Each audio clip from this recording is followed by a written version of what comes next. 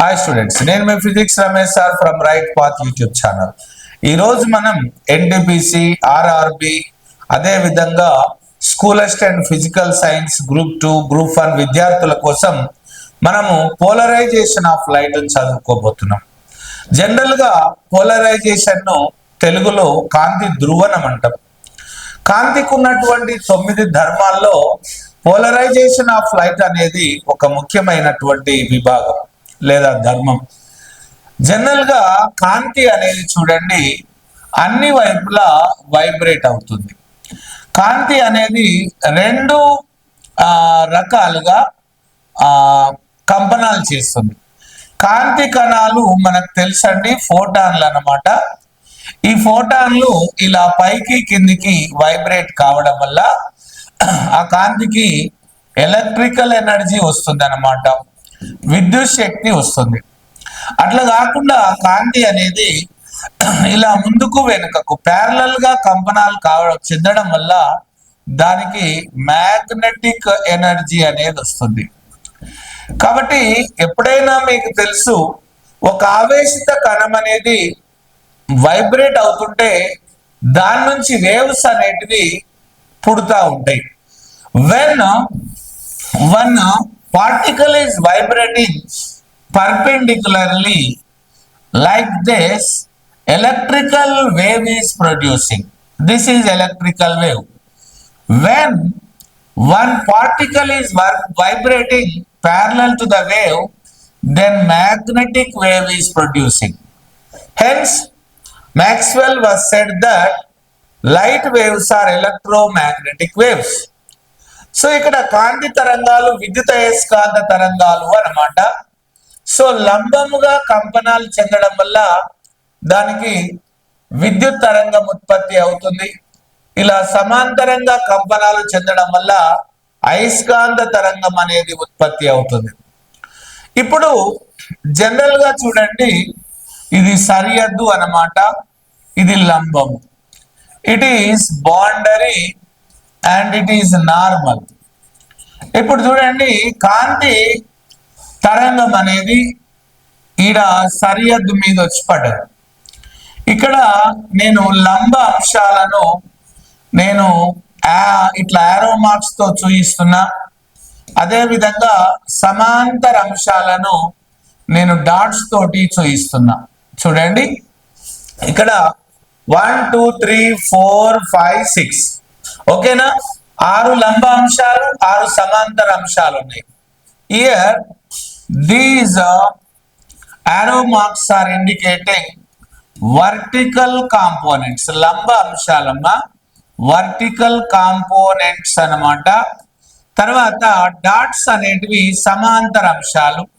దీన్ని మనము parallel components అంటున్నాం.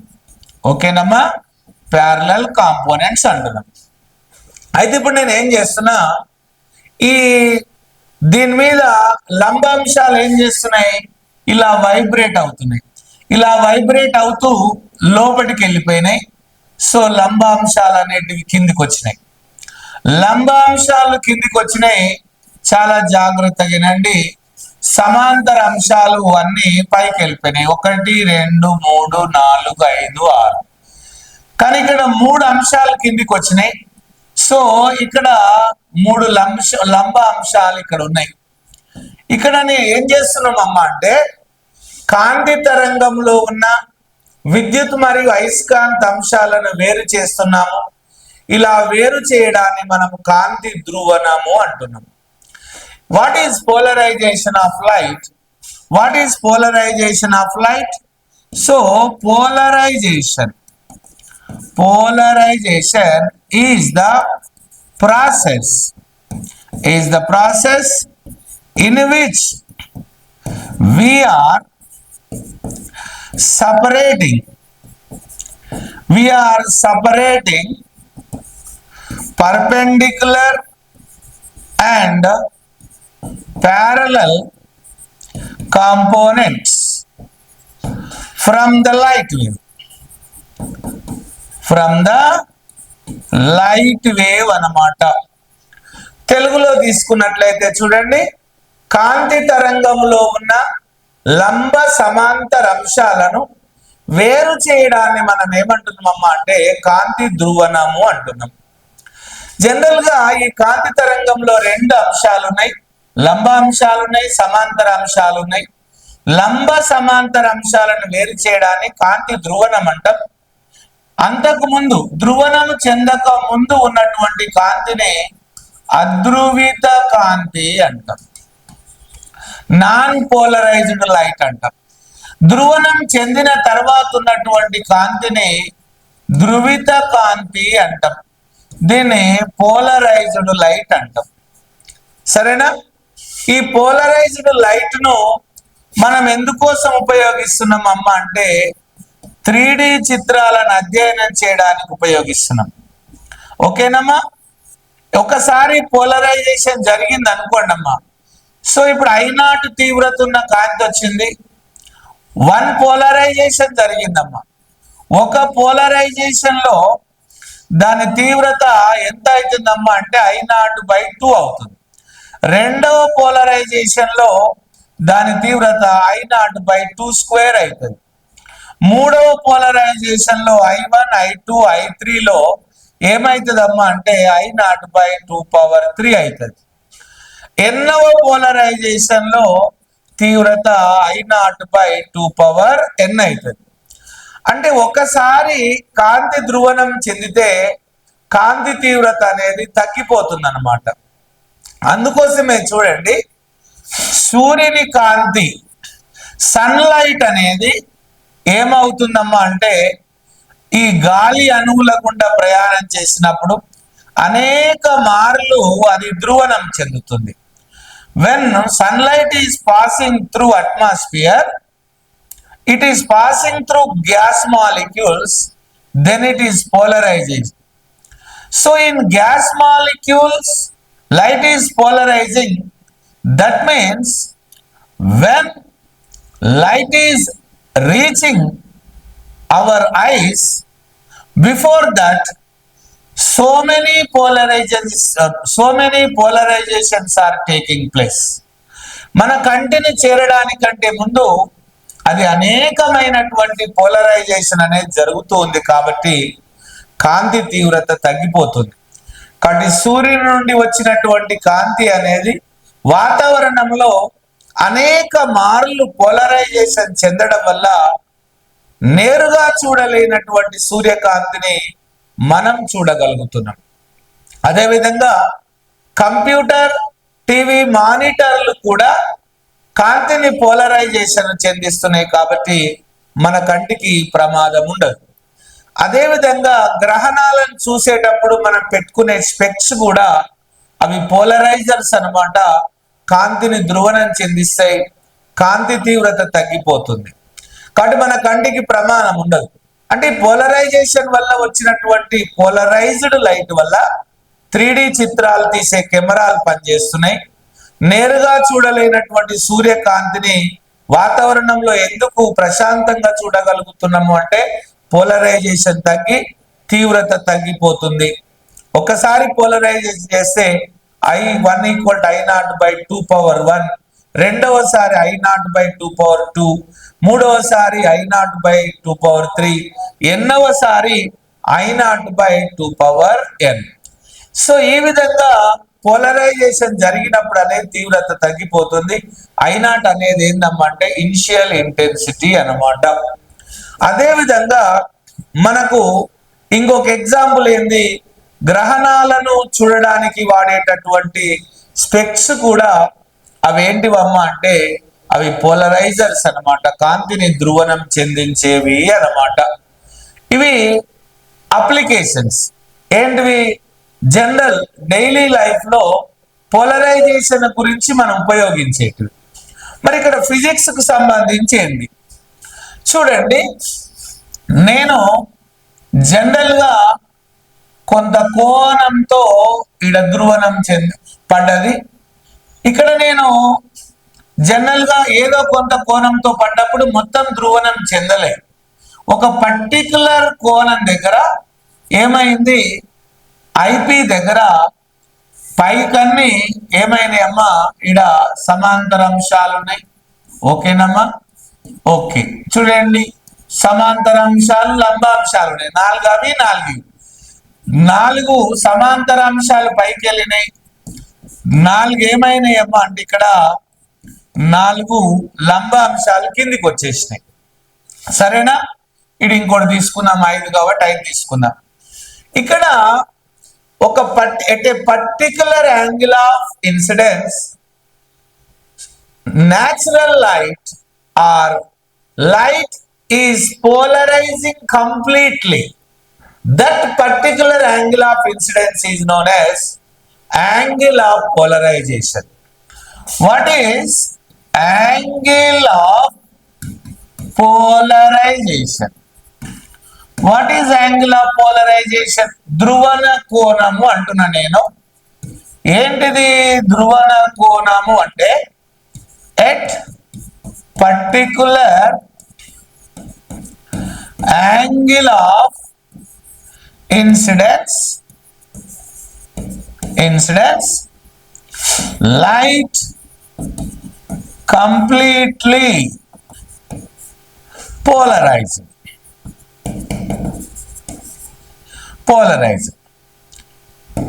Then that angle is called angle of polarization. Angle of polarization. ఓకేనమ్మా. For example చూడండి, ఇక్కడ ఒక ప్రత్యేకమైన పతన కోణం దగ్గర కాంతి కంప్లీట్ గా ధ్రువణం చెందుతుంది. అప్పుడు ఆ పతన కోణాన్ని ధ్రువణ కోణం అంటాం. రైట్ అమ్మా?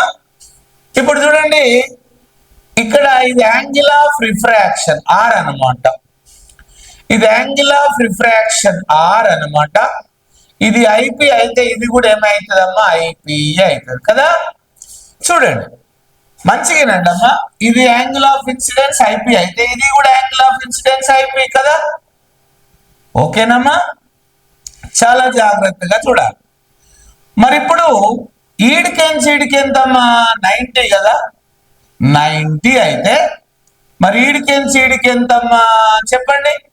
90 మైనస్ ఆర్ అయితే, ఎందుకంటే ఇది మొత్తం 90 కాబట్టి ఇక్కడికి ఎంత? 90 మైనస్ ఆర్ అవుతుంది కదా. చాలా జాగ్రత్తగా వినాలి. మరి ఇది 90 మైనస్ ఆర్ అయినప్పుడు ఈడికి ఏమవుతుంది అనేటటువంటి విషయానికి వద్దాం. రైటా? ఈడికి 90 కదమ్మా, ఈడికి 90 అనమాట. చాలా జాగ్రత్తగా వినాలి. ఈడికి ఏంటిది? 90 మైనస్ ఆర్. కాబట్టి మిగిలింది ఎంత అవుతుంది అప్పుడు? 90 మైనస్ ఆర్. అప్పుడు 90 మైనస్ 90 ఇది ప్లస్ ఆర్, 90 క్యాన్సల్. ఇదేంటిదమ్మా ఇప్పుడు ఆర్ అయింది. మరి ఈడికి ఎంతమ్మా? 90 కదా. అప్పుడు ఐపి ఏమవుతుందమ్మా? 90 మైనస్ ఆర్ అవుతుంది అన్నమాట. ఓకేనా? మళ్ళీ ఇంకొకసారి ఎక్స్ప్లెయిన్ చేస్తున్నా, చాలా జాగ్రత్తగా. మళ్ళీ ఒకసారి గీసి మీకు ఎక్స్ప్లెయిన్ చేస్తా సింపుల్ గా. చూడండి, జనరల్ గా చూడండి, ఇప్పుడు ఇది యాంగిల్ అనమాట. ఐపి యాంగిల్ తో పడ్డది, ఐపి యాంగిల్ తో రిఫ్లెక్ట్ అయింది, ఇది కూడా ఐపి అవుతుంది కదా. చాలా జాగ్రత్తగా వినాలి. ఇట్లా కిందికి వచ్చింది ఇది యాంగిల్ ఆఫ్ రిఫ్రాక్షన్ ఆర్ అనమాట. రైటా? చూడండి, ఇది వర్టికల్ కాంపోనెంట్స్ అనమాట. చాలా జాగ్రత్తగా వినండి. వర్టికల్ కాంపోనెంట్స్ అన్ని కిందికి వచ్చినాయి. లైట్ పోలరైజేషన్ జరిగిపోయిందమ్మా, లైట్ పోలరైజేషన్ జరిగిపోయినాయి. ఇవన్నీ ప్యారలల్ కాంపోనెంట్స్ అనమాట. డాట్స్ అన్ని ప్యారలల్ కాంపోనెంట్స్ అనమాట. రైట్ అమ్మా? డాట్స్ అన్ని ప్యారలల్ కాంపోనెంట్స్, ఆరో మార్క్స్ అన్ని కూడా vertical components. Perpendicular and vertical components వేరైపోయినాయి. దీనే మనం పోలరైజేషన్ అన్నాం. ఈడికి ఆరమ్మా. ఈడికి మొత్తం ఎంతమ్మా? జనరల్ గా ఇంకో పెన్ తీసుకొని చెప్తాం మీకు నేను. Right officers? చూడండి ఇక్కడ. ఓకే, ఇప్పుడు నేను ఈడికి ఎంతమ్మా చెప్పండి? 90.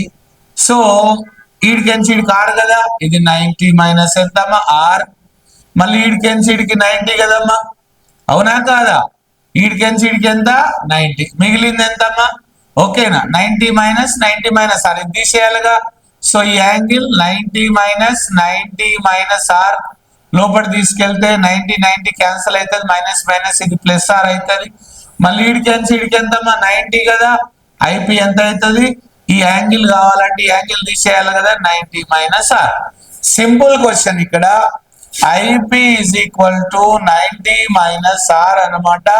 సింపుల్ గా టెట్ 2 లో అడగడానికి అవకాశం ఉంది, స్కూల్ అసిస్టెంట్ లో అవకాశం ఉంది అనమాట. సో అప్పుడు IP equal to 90 minus R అన్నమాట. సో ఇక్కడ లేదా ఆర్ ఈజ్ ఈక్వల్ టు ఏమైతుందమ్మా? ఆర్ మైనస్ ఆర్ ఇక్కడ వస్తే 90 మైనస్ ఏమైతుంది చెప్పండి? ఐపీ అవుతుంది.